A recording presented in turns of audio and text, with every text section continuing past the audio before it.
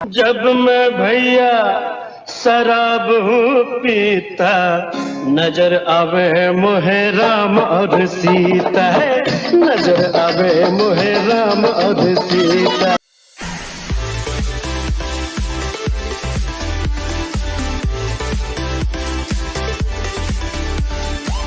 राम राम जपना पराया माल अपना, जपना पराया माल अपना, राम राम जपना पराया माल अपना। अरे राम नाम राम नाम राम नाम जपना पराया माल अपना, पराया माल अपना हो। तुम अरबों का हेर फेर करने वाले राम जी। राम नाम जपना पराया। ये लग गया फैक्ट्री मां मशीन।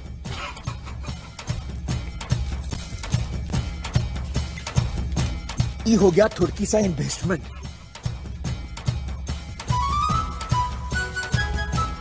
और ये हो गया इनागुरेशन। हाँ विश्वासघाती, तो फिर मेरी सजा भी सुन ले। मैं पृथ्वी सिंह वर्ल्ड गंगा सिंह ये ऐलान करता हूँ कि जैसे मैं बर्बाद हुआ हूँ वैसे तेरा भी नामो निशान मिटा दूंगा, तेरा भी नामो निशान मिटा दूंगा। मैं इस मंदिर को खंडर बना दूंगा, फिर कोई पुजारी तेरा नाम नहीं लेगा। किसने लिखा है मेरे भाग में ये है? उसने लिखा है जिसके आगे तू हाथ जोड़ जोड़ कर रोती रहती है।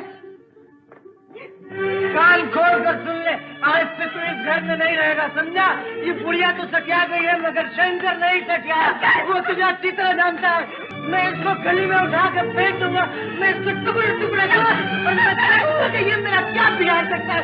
तू भगवान नहीं, पत्थर है पत्थर, जो ना कुछ सुन सकता है, ना कुछ देख सकता है, ना कुछ कर सकता है। आज से तेरा मेरा कोई वास्ता नहीं, कोई संबंध नहीं। तुम ईश्वर नहीं हो, तुम संसार के रखवाले नहीं हो, तुम पत्थर हो। खुश तो बहुत हो गया था। बजरंग बली मेरी नाव चली जरा बली के बाद। अरे बली क्यों, बम्बू लगेगा बम। ये भी कोई भगवान है? अरे बचपन में पेट भरने के लिए मस्का चोरी करते थे, पकड़े गए। अब तुम लोग इसको मस्का। आई एम सॉरी सर, मैं मंदिर के अंदर नहीं आऊंगा। मेरी और इनकी बहुत पुरानी दुश्मनी है। मेरा भगवान मेरे अंदर है, मैं किसी और भगवान में नहीं हूं। ये लीजिए प्रसाद, आपकी हर जन्म के लिए। आई एम सॉरी सर, मैं ये प्रसाद भी नहीं ले सकता। ला इलाहा इल्लल्लाह मोहम्मद और रसूल अल्लाह। कोई तरीका है भीख मांगने का? भीख तो हाथ जोड़ के मांगते, आप लोग तो दादागिरी कर रहे हैं। अब शाने, ये भीख नहीं मांग रहे, चंदा है। अपने कॉलेज का डीन है ना हरामी। हरामी है डीन? हरामी हरिचंद्र रामचंद्र मिर्चंदानी।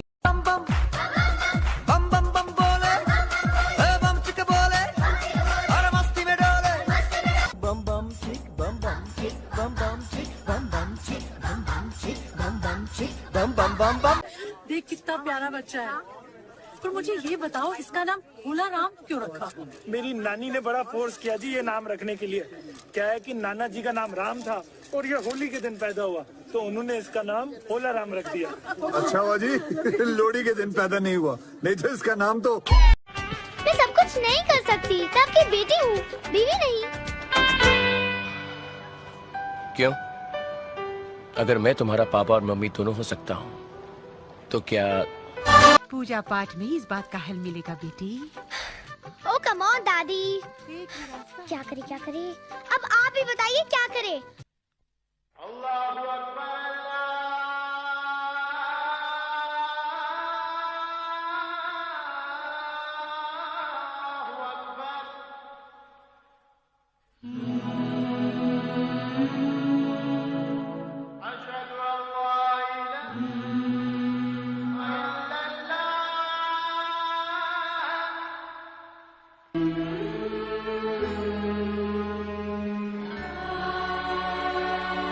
अरे जीती रहो बेटी, जीती रहो। एक गिलास पानी तो पिला दो मुझे। हाँ साहब, आप हमारा छुआ पानी पियेंगे? अरे तो क्या हुआ? ला हौल विला कुव्वत, भैया हम तो सीधी बात जानते हैं। एक ही सफ में खड़े हो गए महमूद व अयाज, न कोई बंदा रहा और न कोई बंदा नवाज।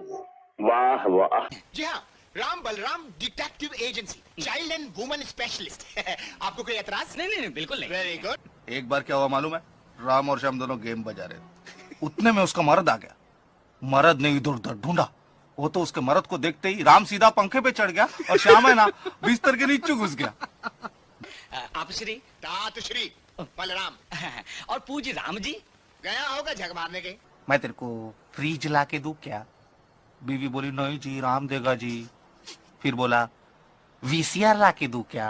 वो बोली नहीं जी राम देगा जी। टीवी ला के दूं क्या? नहीं जी राम देगा जी। इतने में राम ऊपर से नीचे कूदा, बोला अबे साली तेरे को सब कुछ राम देगा तो श्याम क्या मुफ्त में लेगा? तो मेरे श्री राम जी किसी शानदार होटल की आलीशान पार्टी में शैंपेन पी रहे होंगे। तू किसी के साथ न्याय नहीं कर सकता, तो तुझे इंसान बनाने का कोई अधिकार नहीं है, और तुझे भगवान कहलाने का भी कोई अधिकार नहीं है। कि पत्थर की इस मुहूर्त में तेरा कलेजा फट जाएगा।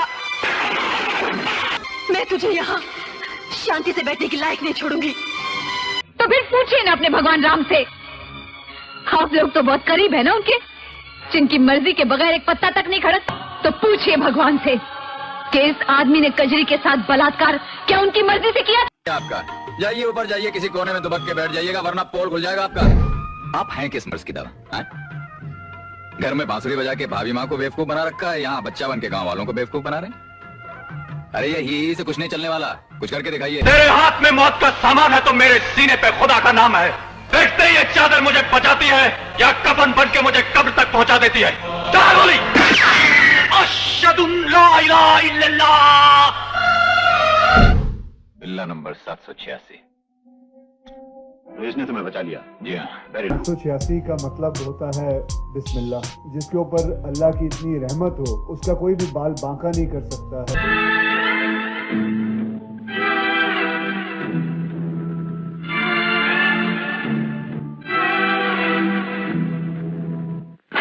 तुम आज मंदिर में क्यों नहीं रुक जाते? सुबह चले जाना। अपना ध्यान रखना, ठीक है? संभल कर जाना।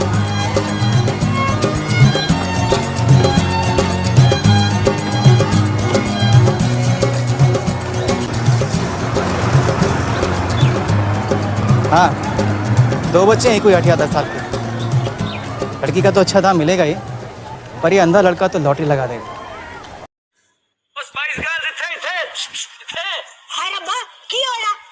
तो सरस्वती जी की पूजा कर रहे थी। तो सरस्वती जी की पूजा नहीं, सरस्वती जी को टॉर्चर कर रहे हो आप लोग।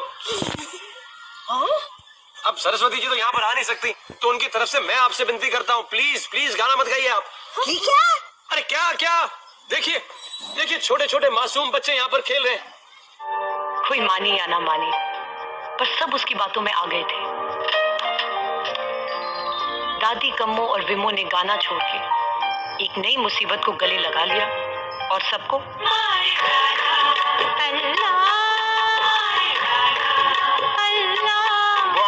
आपने देखा सिंघम में अजय देवगन स्वयं एक दरगाह के अंदर जाता है, तब केस सोल्व होता है। बजरंगी भाईजान में बहुत सारा प्रसाद चढ़ाया बंदरों को, बहुत बजरंग बली करा, लेकिन सबसे लास्ट में आती है अदनान सामी की कव्वाली जो पाकिस्तान की दरगाह पे होती है। तब जाकर के मैटर सोल्व होता है। पहले की फिल्मों में आप देखोगे कोई भी बीमार होता था तो ओम प्रकाश मंदिर में जाता था, वहां पे वो भजन होया करता था, है ना।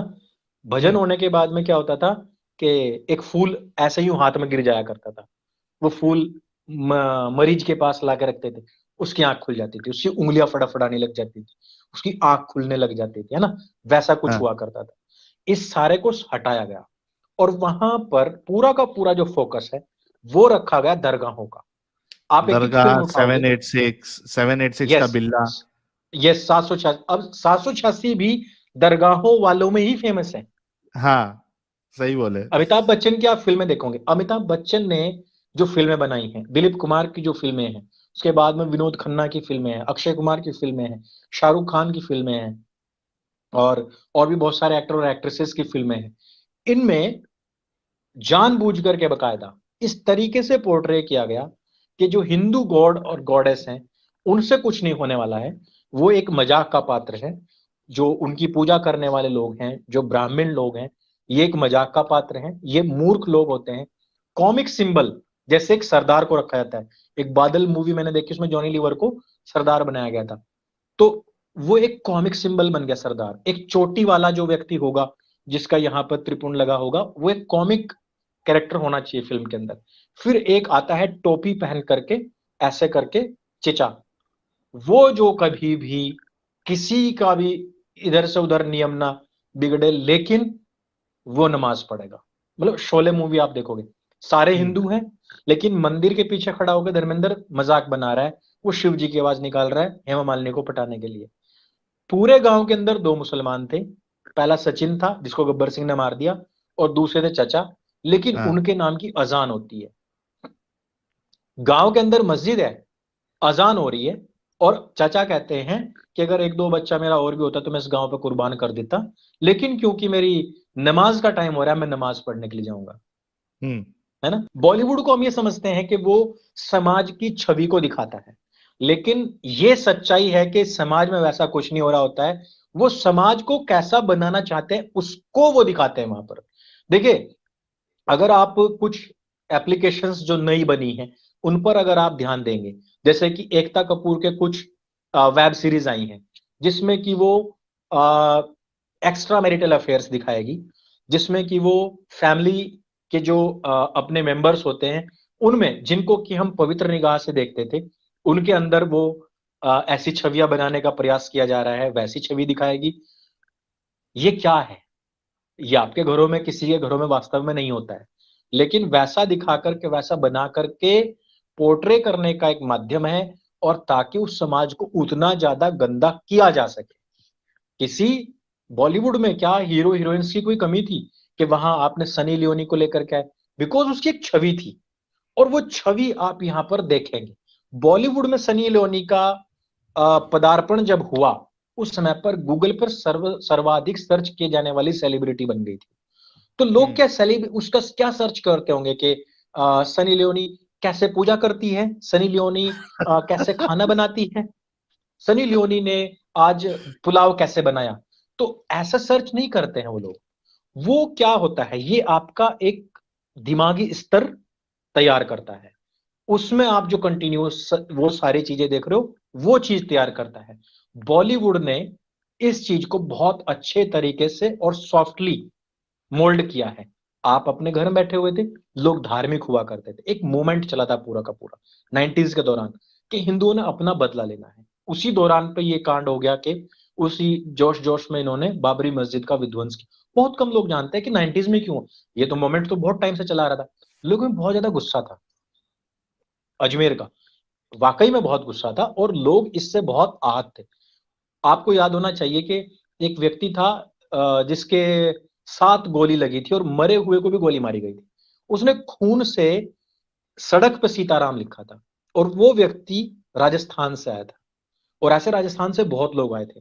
कहाँ राजस्थान और कहाँ अजमेर, ये अयोध्या, कहाँ अजमेर कहाँ अयोध्या, वहां से भी लोग आए थे, गुजरात से लोग आए थे, आंध्र प्रदेश से लोग आए थे, बहुत लोग आए थे जिस समय पर यह मुद्दा बन गया था।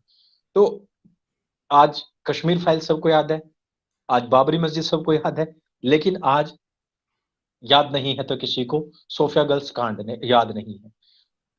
दूसरी बड़ी बात, अगर ये काम हो गया तो गुस्से में किसको आना चाहिए था? हिंदुओं को, वहां के, या जिनकी बहन बेटियां मारी गई थी, लेकिन ऐसा नहीं हुआ, उल्टा हुआ। सबसे बड़ी चीज, ऐसा नहीं हुआ, और वहां के लोगों ने रिवेंज भी नहीं लिया। आप ही देखो कि किसी ऐसे प्लेस की आड़ में 250 लड़कियों के साथ में रेप होता है, सारे पत्रकार मार दिए जाते हैं, पूरा का पूरा वॉश कर देता है, एकदम व्हाइट वॉश कर देता है सारा मैटर, जितनी लड़कियां उठती हैं उनका सफाया कर जाता है, लेकिन उसके बावजूद रिवेंज कोई नहीं ले पाता है, उसकी छवि कोई बर्बाद नहीं कर पाता, एक ईंट एक कंकर तलक उसकी तरफ नहीं फेंकती है। उसके बावजूद बॉलीवुड ने इन सबको इस तरीके से बनाया कि सारी जितनी भी दरगाहें हैं वहां पे आपने हिंदू को नतमस्तक होते देखा है।